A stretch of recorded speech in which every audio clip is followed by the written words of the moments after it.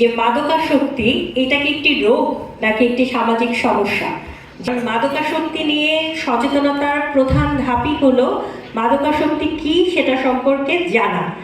এই মাদক যখন একজন মানুষ গ্রহণ করে তার মেইন সমস্যাটা কি হয়, যে সে এটার প্রতি আসক্তি হয়ে পড়ে, মানে সে নেশায় আসক্ত হয়ে যায়।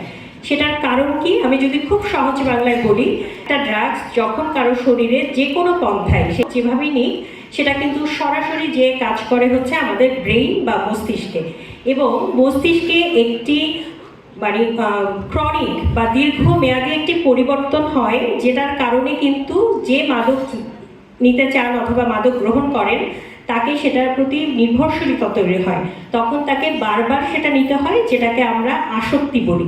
আমাদের সমাজের অনেকের ধারণা যে এটি মূলত একটি সামাজিক সমস্যা, এটি একটি বদভ্যাস, অথবা যারা খারাপ পথে চলে যায় তারাই মাদক নেয়।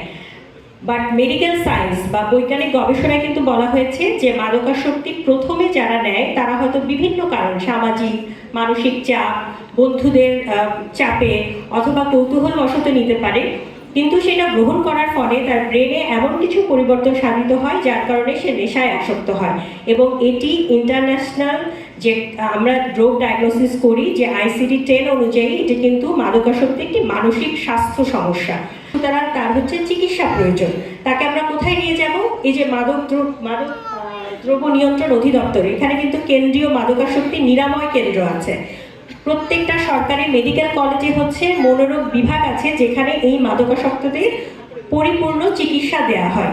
এবং আপনারা যেটা অবাক হবেন যে মাদকাসক্তি যদি পরিপূর্ণ চিকিৎসা করা হয় তাহলে কিন্তু তারা একদম পরিপূর্ণ সুস্থ হয়ে যায়, মানে 100% কিউরেবল।